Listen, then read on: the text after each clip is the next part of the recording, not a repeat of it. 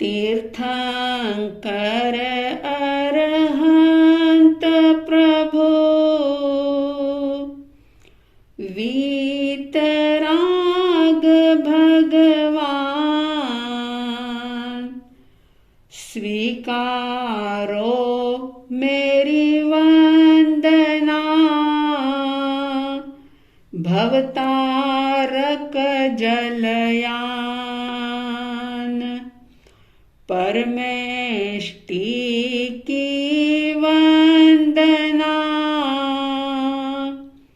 शमन करे भवताप, स्मरण मनन से चेतना,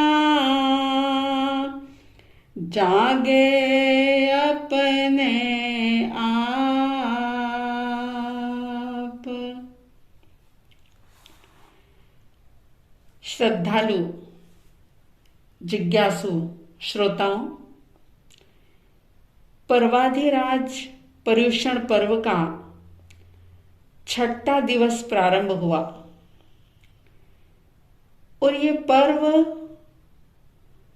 जो हमें भीतर की पवित्रता की प्रेरणा दे रहे हैं,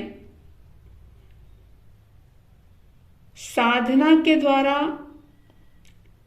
प्रतिक्रमण और आलोचना के द्वारा, तप के द्वारा, स्वाध्याय के द्वारा हम अपनी आत्मविशुद्धि कर सकें, स्वरूप का बोध हो सके,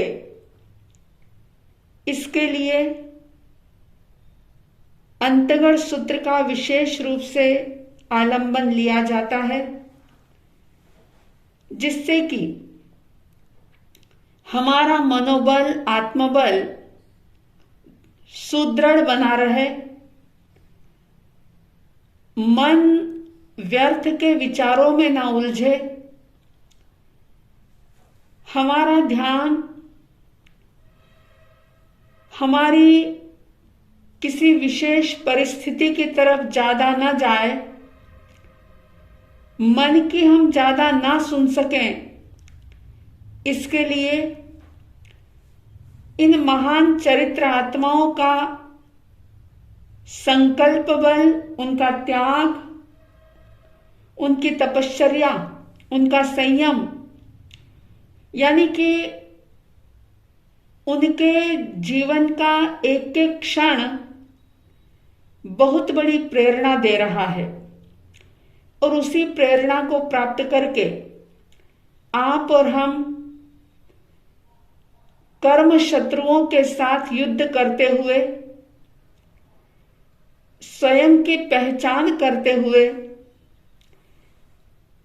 आत्म शांति का अनुभव करते हुए आगे बढ़ रहे हैं।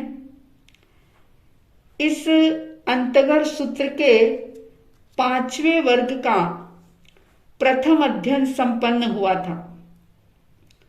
दूसरे अध्ययन के अंदर गौरी रानी का वर्णन, ये भी श्री कृष्ण वासुदेव की पटरानी थी, उनकी रानी थी। इन्होंने भी अरिष्टनेमि परमात्मा के धर्म देशना को सुनकर के पद्मावती रानी के समान ही इनको भी वैराग्य हुआ और श्री कृष्ण जी की आज्ञा लेकर के ये भी संयम अंगीकार करती हैं। कई प्रकार के तप जप की आराधना करते हुए अंत में संलेखना संधारा करके सिद्ध बुद्ध और मुक्त होती है। ठीक इसी तरह से तीसरे अध्ययन में गंधारी रानी का वर्णन, चौथे में लक्ष्मणा, 5वें में सुसीमा, 6ठे में जाम्बवती, 7वें अध्ययन में सत्यभामा और 8वें अध्ययन में रुक्मणी का वर्णन किया गया है। यानी ये सभी श्री कृष्ण वासुदेव की रानियां थी। और एक बार जब सत्य समझ में आया तो फिर वे असत्य में जी नहीं पाई। उन्होंने न केवल श्रद्धा की लेकिन श्रद्धा के बल पर उन्होंने अपने ज्ञान को भी सम्यक किया और सम्यक श्रद्धा सम्यक ज्ञान के बल पर उन्होंने सम्यक चारित्र का आराधन किया और ऐसी साधना की कि उसी भव में संलेखना संधारा करके वे सिद्ध बुद्ध और मुक्त हो जाती है। इस प्रकार से इस 5वें वर्ग के 8 अध्ययन संपन्न होते हैं। 9वें और 10वें अध्ययन में जम्बू स्वामी जी के पूछने पर सुधर्मा स्वामी जी ने कहा कि उस समय में जब द्वारिका नगरी थी, रेवतक पर्वत था, नंदनवन उद्यान था वहां पर, और कृष्ण वासुदेव राज्य कर रहे थे। कृष्ण वासुदेव के पुत्र जाम्बवती के बेटे जिनका नाम था शांब कुमार, जो सर्वांग सुंदर थे, और शांब कुमार की रानी जिनका नाम था मूलश्री, और इसी तरह से शांब कुमार की ही दूसरी रानी जिनका नाम था मूलदत्ता, यानी 9वें और 10वें अध्ययन के अंदर मूलश्री और मूलदत्ता का वर्णन किया गया। इन्होंने भी, यानी ये श्री कृष्ण वासुदेव की बहुएं थी, पुत्रवधू थी, और इन्होंने भी प्रभु के उपदेश को सुनकर के सत्य को जाना, धर्म को समझा, और न केवल जाना, न केवल समझा, बल्कि उसको जीने के लिए भी कटिबद्ध हो जाती है। और पद्मावती आदि रानी के समान ही इन्होंने भी संयम दीक्षा स्वीकार की, साधना की, और अंत में सिद्ध बुद्ध और मुक्त अवस्था को प्राप्त किया। इस प्रकार से 5वें वर्ग के 10 अध्ययनों के साथ ही ये 5वां वर्ग जो है ये संपन्न होता है। अब जैसा कि शायद आपको पता ही होगा कि अंतगढ़ सूत्र के अंदर मुख्य रूप से 2 तीर्थंकर के समय में हुए विशिष्ट साधकों का वर्णन है। पहले वर्ग से 5वें वर्ग तक का जो वर्णन किया, इन सब ने अरिष्टनेमी परमात्मा की धर्म देशना को सुना था और वैराग्य प्राप्त करके वे सिद्ध बुद्ध और मुक्त हुए थे।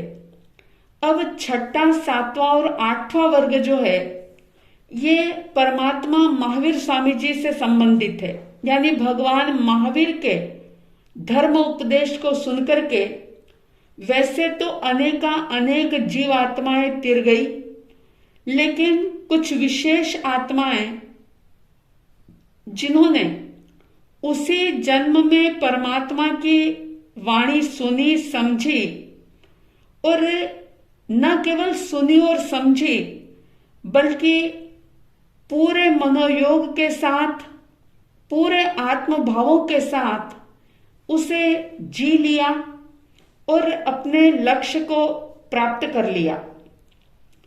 तो आइए 6ठा वर्ग जम्बू स्वामी जी के पूछने पर सुधर्मा स्वामी जी फरमाते हैं कि इस 6ठे वर्ग के अंदर 16 अध्ययन बताए हैं।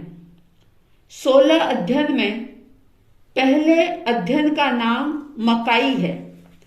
मकाई जिनके बारे में इस शास्त्र के अंदर इस प्रकार का वर्णन आता है। सुधर्मा स्वामी जी कहते हैं कि हे जम्बू, उस काल उस समय में जहां राजगृह नाम का नगर था, अभी तक जो आप वर्णन सुन रहे थे वो विशेष रूप से द्वारिका का वर्णन सुन रहे थे, और अब जो आप सुन रहे हैं ये राजगृह नाम के नगर का वर्णन। और उस राजगृह नगर में गुणशीलक नाम का एक उद्यान था। राजगृह नगरी उस समय में श्रेणिक राजा राज्य कर रहे थे, और उसी नगर में एक मकाई नाम का गाथापति रहता था जो बहुत ही समृद्ध था। और ऐसा कहते हैं कि कोई भी व्यक्ति उसे हरा नहीं सकता था, यानी दूसरों से अपराभूत था। परमात्मा महावीर का पदार्पण होता है और सारे लोग परमात्मा के दर्शन वंदन करने के लिए जाते हैं। मकाई गाथापति भी दर्शन करने के लिए गए और परमात्मा के धर्म उपदेश को सुनकर के उनके हृदय में वैराग्य का भाव जागृत हो गया, क्योंकि सभी तीर्थंकर विशेषतया एक ही संदेश देते हैं। वो खुद से खुद की पहचान करवाते हैं और ये कहते हैं, सिद्ध स्वरूपा आत्म तेरा, क्यों तू भटके यहाँ, अपने सारे कर्म खपा ले, मोक्ष पुरी पा जा। हो सिद्ध स्वरूपा आत्म तेरा, क्यों तू भटके यहाँ, हो अपने सारे कर्म खपा ले, जीवन सफल बना। महावीर यदि बनना है तो तपना होता है, फसल यदि पाना हो तो बीज बोना होता है। जीवन में कुछ पाना हो तो खोना होता है, फसल यदि पाना हो तो बीज बोना होता है। मकाई गाथापति ने परमात्मा की वाणी को सुना, वैराग्य आया। घर आकर के घर की जो जिम्मेदारी थी, जो भी उनका काम था, वो सारा यानी संपूर्ण कुटुंब का भार जो था वो अपने बड़े बेटे को सौंपा और प्रभु के पास जाकर के दीक्षा ले ली, अणगार बन गए। और फिर स्थविरों के पास रह करके सामायिक आदि 11 अंगों का अध्ययन किया, गुण रत्न संवत्सर तप की आराधना की, 16 वर्ष तक संयम पर्याय का पालन किया और अंत में विपुलगिरी पर्वत पर सिद्ध बुद्ध और मुक्त हुए। इसके पहले आपने सुना था कि शत्रुंजय पर्वत पर वे आत्माएं सिद्ध बुद्ध मुक्त हुई। अब विपुलगिरी पर्वत का नाम आया, उन्होंने संधारा किया और वे सिद्ध बुद्ध मुक्त हो जाते हैं। इस तरह से पहला अध्ययन संपन्न होता है। दूसरे अध्ययन के अंदर किंकम नाम के गाथापति का वर्णन है।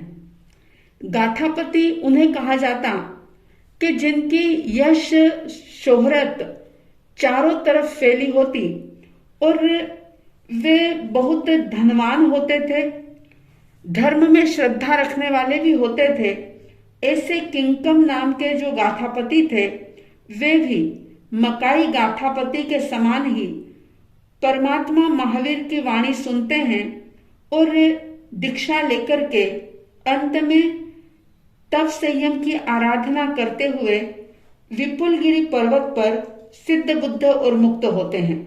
इस तरह से दूसरा अध्ययन छठे वर्ग का संपन्न होता है। अब तीसरे अध्ययन में जम्बू स्वामी जी के पूछने पर सुधर्मा स्वामी जी कहते हैं, तीसरे अध्ययन का नाम जो है वो है मुद्गर पाणी। तो जम्बू स्वामी जी ने पूछा और सुधर्मा स्वामी जी कहते हैं कि उस समय में राजगृह नाम का नगर था और राजगृह नगर जो है वो बहुत ही प्रसिद्ध नगर था। कहते हैं कि उस जमाने में वो धन कुबेरों की नगरी कही जाती थी। व्यापार का बहुत बड़ा केंद्र था राजगृह नगर। राजा श्रेणिक जो थे वो बड़े ही निर्भीक थे। उनकी राज्य व्यवस्था बहुत ही संतुलित थी और अभय कुमार जैसे उनके मंत्री जो कि बड़े ही नीति में कुशल थे। और यही कारण था कि राजगृह नगर, जो कि एक प्रकार से ऐतिहासिक नगर बन गया, और भगवान महावीर स्वामी जी ने राजगृह नगर में एक नहीं, दो नहीं, बल्कि 11 चातुर्मास किए। विशेषता ये थी राजगृह नगर की कि बल में यानी शक्ति में, वैभव में इतना बड़ा होने के बावजूद भी राजगृह नगर में श्रद्धानिष्ठ, धर्मनिष्ठ लोग रहते थे और वहां की नैतिकता बहुत ही प्रशंसनीय थी। राजगृह के अंदर सिर्फ पुरुष ही नहीं, लेकिन नारी समाज भी विशेष रूप से जागृत था। जैसा कि शास्त्रों के अंदर नाम आता है जयंती श्राविका का, रेवती श्राविका का। जयंती, रेवती जैसी जो तत्वज्ञ श्राविका थी, तत्वों को जानने वाली थी, ऐसी अनेक सन्नारियां राजगृह नगर के अंदर हुई थी।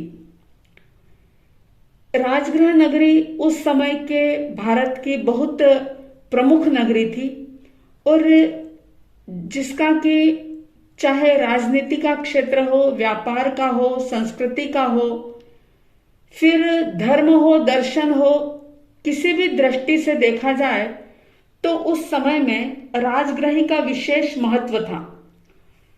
तो तीसरे अध्ययन के अंदर भी यही कहा जा रहा है कि उस राजगृह नगर में जहां श्रेणिक राजा राज कर रहे थे, उनकी चेलना रानी थी और उसी राजगृह नगर के अंदर एक अर्जुन नाम का माली भी रहता था। अर्जुन माली जो बड़ा ही हट्टा कट्टा सौंदर्यशाली था और उसका एक बहुत बड़ा बगीचा था, जिसमें विशेषता ये थी कि सभी प्रकार के यानी सब ऋतुओं में खिलने वाले अलग अलग प्रकार के खूब सारे फल फूल होते थे। सुंदर फूल, सुगंधित फूलों से उसका बगीचा जो था वो बहुत ही सुंदर था और उसकी वजह से आसपास का वातावरण भी जो होता था वो हमेशा ही सुगंधित रहता था। अर्जुन माली की पत्नी जो थी उसका नाम था बंधुमती और वह भी बड़ी ही सुशीला थी, सुंदर थी।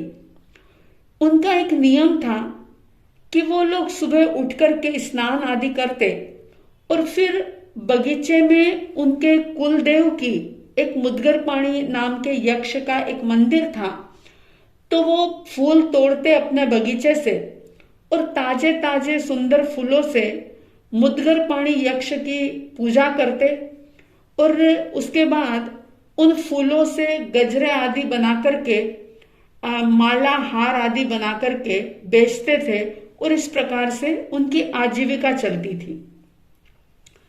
अब जहां अच्छाइयां होती है, कई बार वहां पर बुराइयां भी होती है, यानी अच्छाइयों के साथ बुराइयां और बुराइयों के साथ अच्छाइयां हर जगह मौजूद रहती है। राजगृह नगर वैसे तो बहुत सारी विशेषताओं को अपने आप में समेटे हुए था, लेकिन वहां पर क्या था कि एक ऐसी उच्छृंखल उदंड व्यक्तियों की एक मंडली थी जिसका नाम था ललित मित्र मंडली, और उन्होंने किसी जमाने में श्रेणिक राजा का कोई विशेष कार्य संपन्न कर दिया था, तो वो बिल्कुल निर्भीक होकर के इधर उधर अपनी मनमानी करते थे।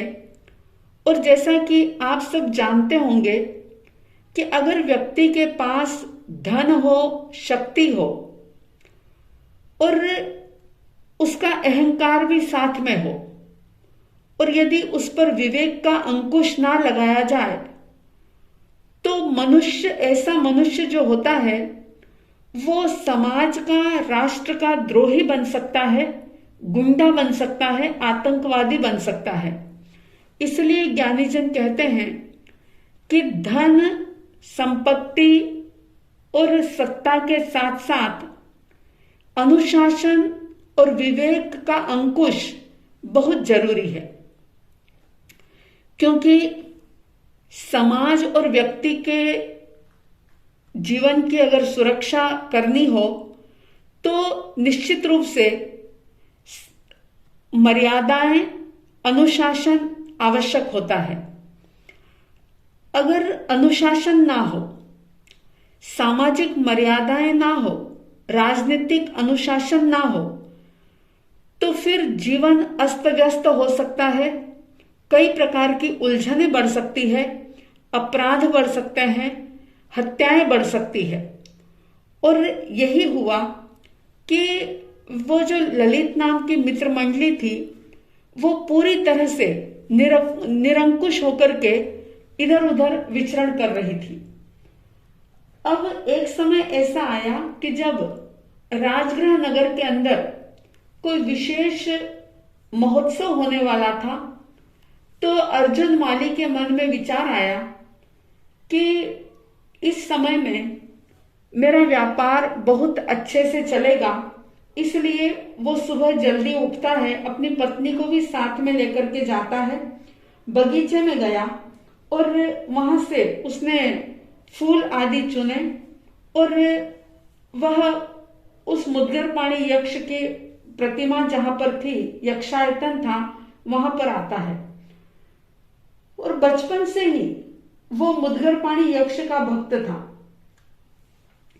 वहां आता है और इधर क्या होता है कि ललित नाम की जो मित्र मंडली थी, जो पूरी तरह से उच्छृंखल हो गई थी, बिल्कुल निरंकुश हो गई थी, मनमानी, अपने मनमाने कार्य वो करने में बिल्कुल स्वतंत्र हो गई थी।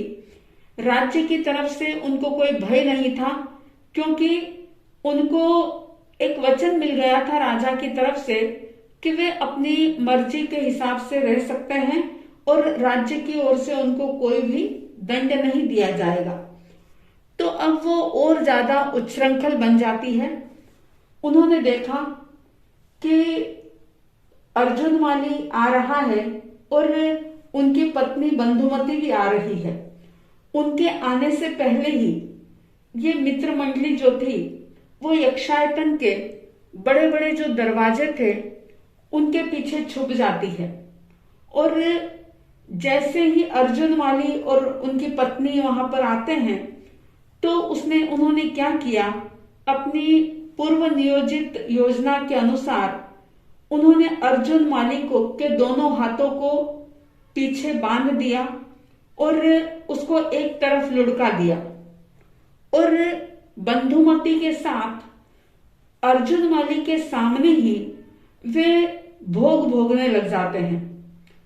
अब जब अर्जुन माली ने इस प्रकार की घटना अपनी आंखों के सामने देखी,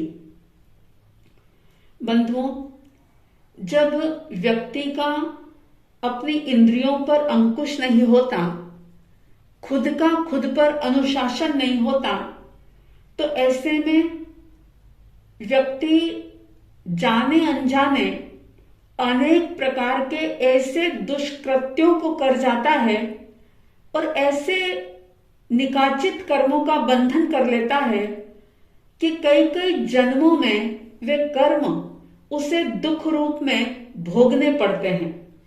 इसलिए अपनी इंद्रियों के और मन के कभी भी गुलाम मत बनो। शास्त्र सुनने का यही मतलब है कि हम अपनी इंद्रियों की जो दासता है उसको छोड़ने की कोशिश करें। और आप देखो कि कितनी हम मन के और इंद्रियों के किस प्रकार से दास बने हुए हैं कि बस जैसा मन कहता है वैसा ही करते चले जाते हैं। लेकिन हम अगर इनके मालिक नहीं बनेंगे तो ये इंद्रियां और ये मन हमें पता नहीं किस किस प्रकार से नरक निगोद की यात्रा करवाएगा। इसलिए हमेशा ही जागृत रहें और अपने मन पर, इंद्रियों पर कंट्रोल करें। वह ललित मित्र मंडली जिन्होंने अपने स्वयं के मन पर, अपनी इंद्रियों पर कंट्रोल नहीं किया, तो उन्होंने इस प्रकार का कुकृत्य किया। और जब अर्जुन माली ने इस प्रकार से अपनी आंखों के सामने ये सारा दृश्य देखा, तो उसके मन में बड़ा विचार आया कि मैं तो बचपन से ही इस मुद्गर पाणी यक्ष की पूजा करता आ रहा हूं, और पूजा करने के बाद ही मैं अपनी आजीविका करता हूं, मैं अपना व्यापार धंधा करता हूं। यदि सच में यहां पर कोई यक्ष होता तो आज मुझे इस प्रकार की स्थिति में देख करके वो चुप नहीं रह सकता, वो जरूर मेरी सहायता करता। आज मुझे पता लग गया कि यहाँ कोई यक्ष नहीं है, ये तो सिर्फ एक काष्ठ है, यानी कि लकड़ी का एक ये मुद्गर है, बाकी यहाँ पर सही मायने में कोई यक्ष नहीं है। अगर यक्ष होता तो मेरी ऐसी दुर्दशा नहीं होती। अब मुद्गर पाणी यक्ष, क्योंकि यक्ष आदि जो होते हैं ये भी वाणव्यंतर देवों की ही एक जाति है, जिनको कि अवधि ज्ञान भी होता है, चाहे अवधि अज्ञान ही हो, लेकिन अवधि अज्ञान भी होता है। तो उन्होंने वहां की सारी परिस्थिति देखी और अर्जुन माली के मन में आए जो विचार थे उसको भी उन्होंने देखा। तो तुरंत ही अर्जुन माली के शरीर के अंदर उस यक्ष ने प्रवेश कर लिया, और उसके जैसे ही यक्ष ने प्रवेश किया कि उसके जो बंधन थे वो तड़ातड़ टूट जाते हैं। अब उसके बाद क्या होता है कि मुद्गर पाणी यक्ष जो था, जो अर्जुन माली के शरीर में प्रवेश कर गया था, वो मुद्गर हाथ में लेकर के एकदम से क्रोधित होता हुआ, क्योंकि अब अर्जुन माली का कोई बस नहीं चल रहा था, यानी कि वो अपने आपे में नहीं था, उसके शरीर में भूत ने, यक्ष ने प्रवेश कर दिया था। तो उसने क्या किया कि उस लोह के मुद्गर को उठाया और आनंद फानन में आओ देखा न ताओ उन 6 मित्रों की और उसके साथ साथ स्वयं की पत्नी की भी हत्या कर दी, और 7 लोगों को इस प्रकार से खत्म कर देता है।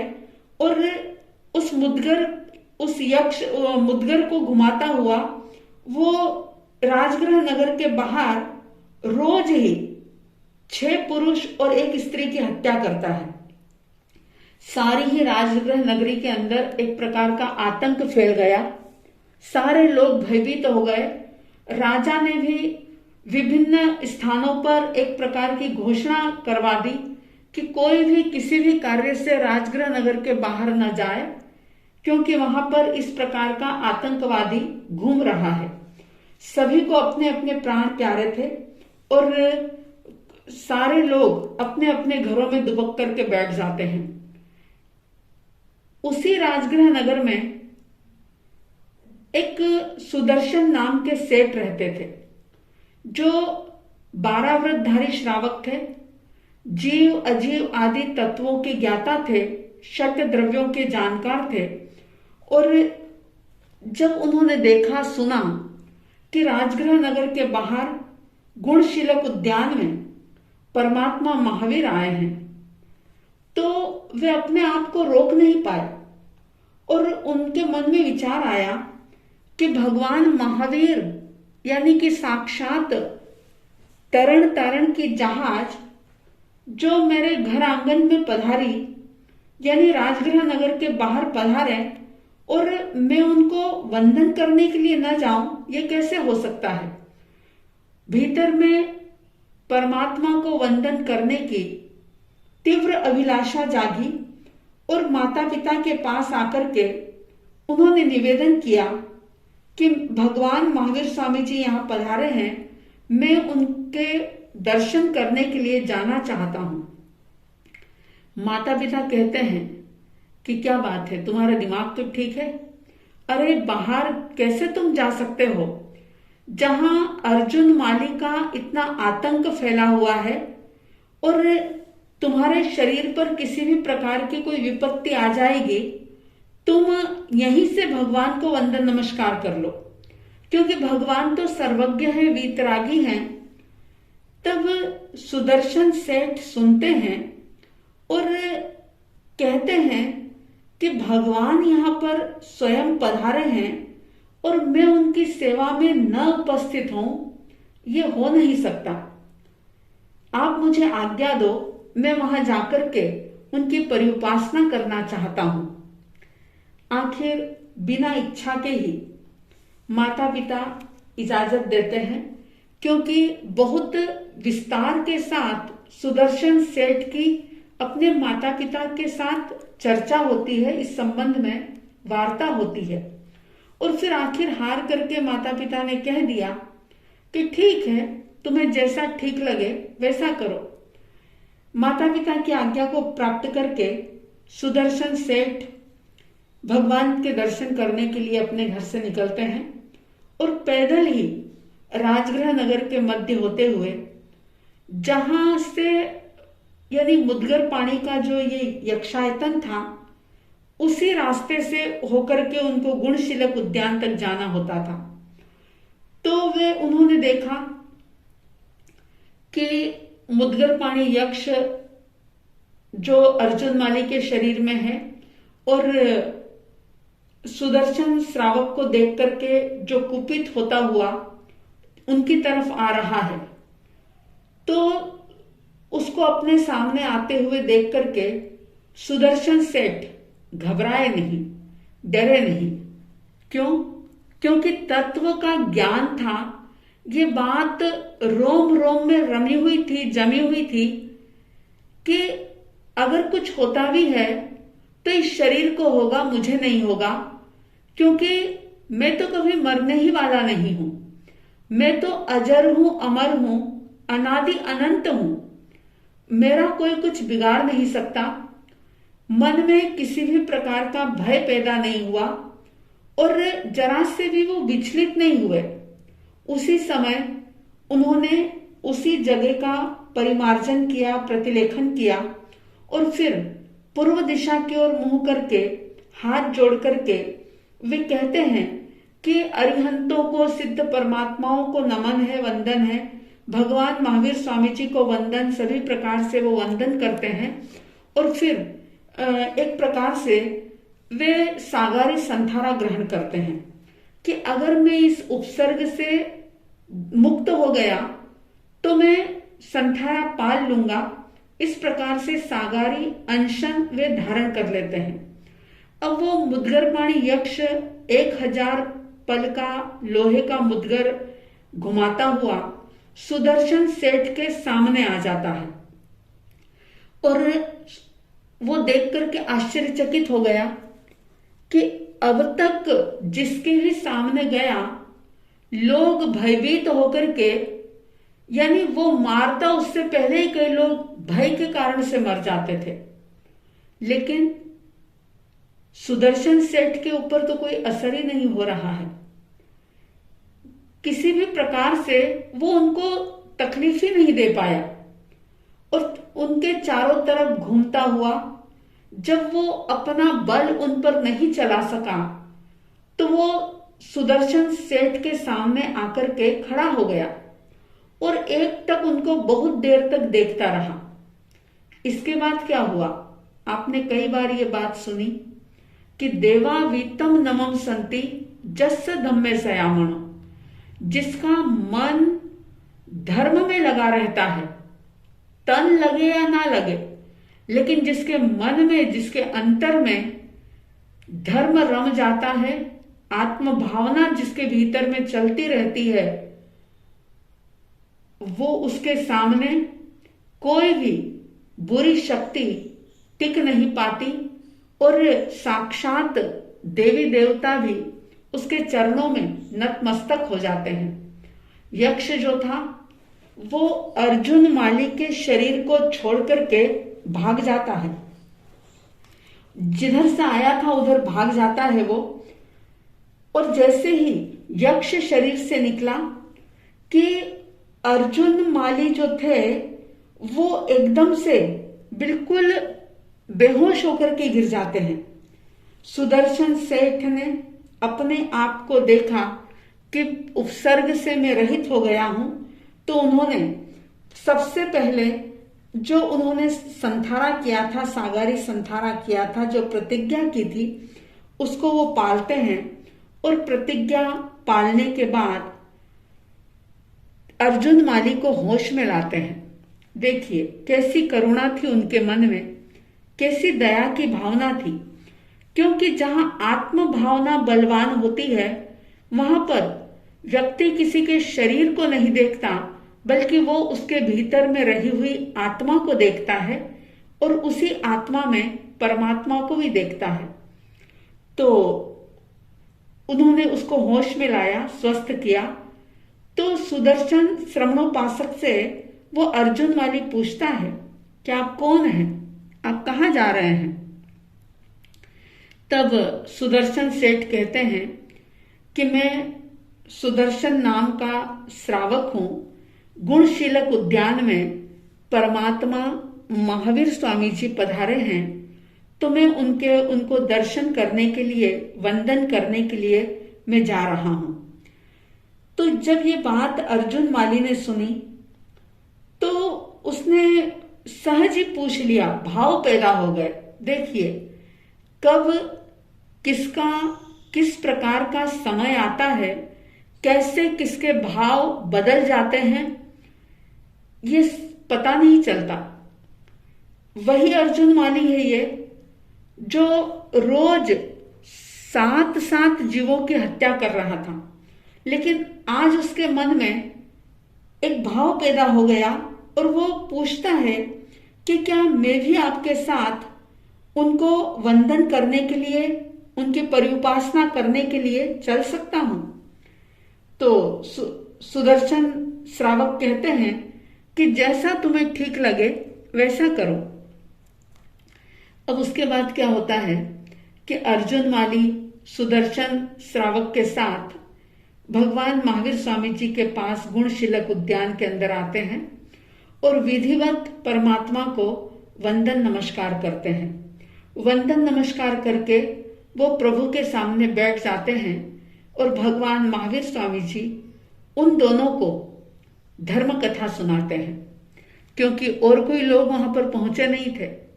सिर्फ सुदर्शन श्रावक और अर्जुन माली वहां पर थे और उनको परमात्मा ने धर्म उपदेश दिया, धर्म कथा सुनाई।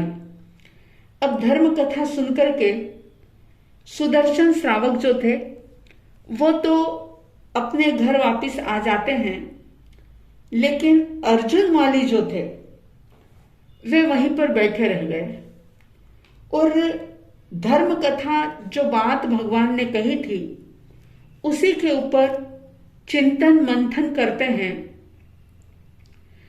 और चिंतन करते करते उनके मन में एक भाव पैदा होता है और वे भगवान से कहते हैं कि भगवान, आपने जो बात कही मुझे उस पर श्रद्धा है। मैं आप पर निर्ग्रंथ प्रवचन पर, जिनवाणी पर श्रद्धा करता हूं। हे भगवान, मैं आपसे दीक्षा अंगीकार करना चाहता हूं।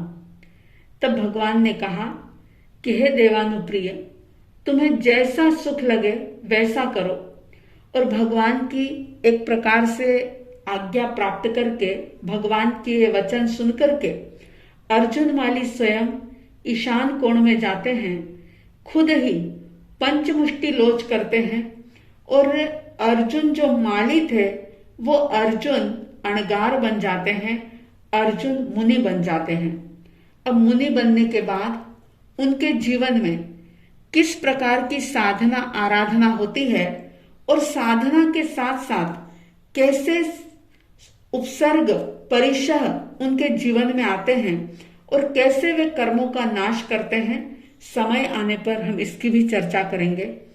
आप सबके भीतर में ये पर्व विशुद्धि लाने वाले बने, आप ज्यादा से ज्यादा आत्मचिंतन मंथन कर सके, ऐसी साध्वी द्वय की तरफ से हार्दिक हार्दिक शुभ मंगल भावनाओं के साथ जय प्रभु महावीर, जय गुरु आनंद। आंखें बंद करके बड़ी ही तन्मयता के साथ, श्रद्धा और भक्ति के साथ परमेष्टि वंदना का श्रवण करेंगे। अरिहंत भविजन तारक जय है, जिन शासन तीर्थ विधाता। सिद्धालय स्थित भगवान सिद्धात्मा, आचार्य गुणवंता। अंगोपांग उपाध्याय ज्ञाता, साधु साधना करंता। महाविदेह में शोभे, मोक्षपुरी में विराजे। भरत क्षेत्र विचरंता, सब पावपणासक जय है, परमेष्टि भगवंता। जय है, जय है, जय है, जय जय जय जय है। महावीर संघ की जय है, जिन शासन की जय है।